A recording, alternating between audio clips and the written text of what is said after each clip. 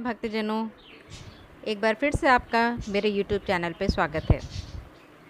अहोई अष्टमी, आज का टॉपिक है अहोई अष्टमी। जानते हैं अहोई अष्टमी कब है? कल यानी 24 अक्टूबर को इसका व्रत रखा जाएगा। अहोई अष्टमी व्रत बच्चों के लिए किया जाता है।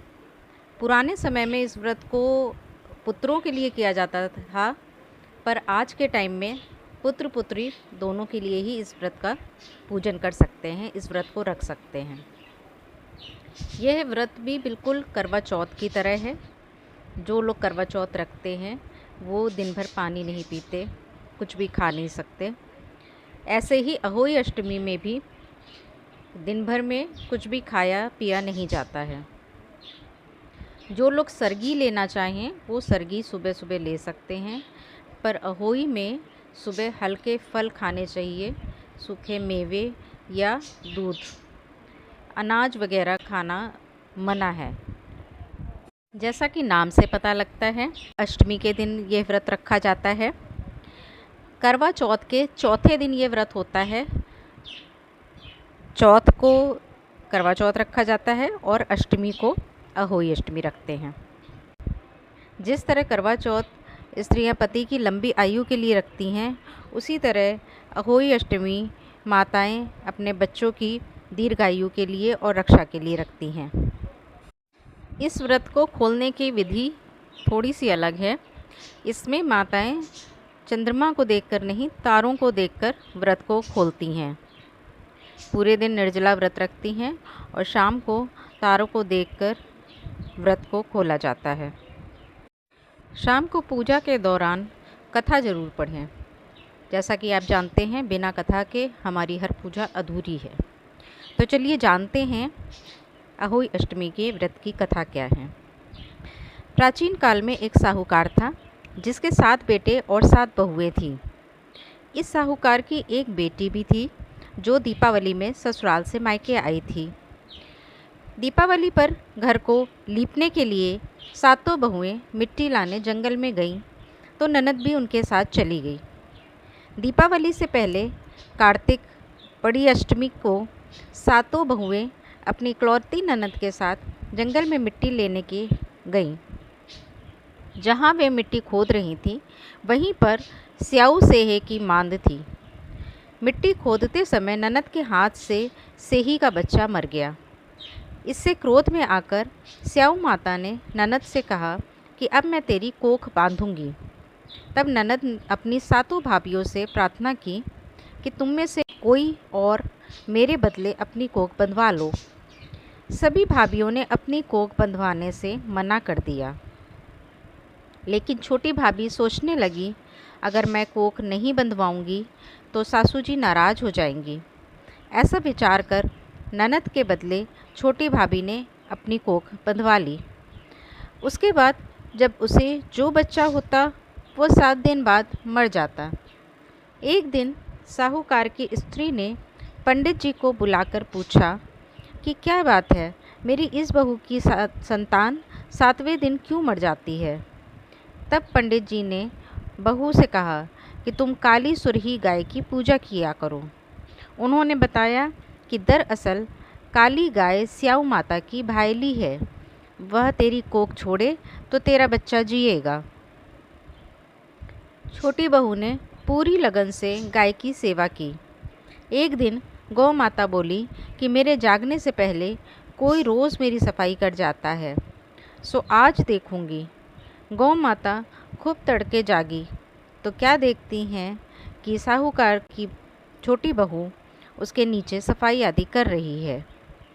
इससे गौ माता प्रसन्न हुई और बोली कि मैं तुझसे प्रसन्न हूँ, तुझे जो चाहिए वो मांग ले। तब साहूकार की बहू बोली कि स्याऊ माता तुम्हारी भायली है और उन्होंने मेरी कोख बांध रखी है, उनसे मेरी कोख खुलवा दो। गौ माता ने कहा, अच्छा। तब गौ माता 7 समुंदर पार अपनी भायली के पास उसको लेकर चली। रास्ते में कड़ी धूप थी, इसलिए दोनों एक पेड़ के नीचे बैठ गईं। इतने में वहाँ एक सांप दिखाई दिया। उसी पेड़ पर गरुड़ पंखनी के बच्चे थे। सांप गरुड़ पंखनी के बच्चों को मारने लगा। तब साहूकार की बहू ने सांप को मारकर ढाल के नीचे दबा दिया और बच्चों को बचा लिया। थोड़ी देर में गरुड़ पंखनी आई तो वहाँ खून पड़ा देखकर साहूकार की बहू को चोंच मारने लगी। तब साहूकारनी बोली, मैंने तेरे बच्चे को मारा नहीं है, बल्कि सांप तेरे बच्चे को डसने आया था।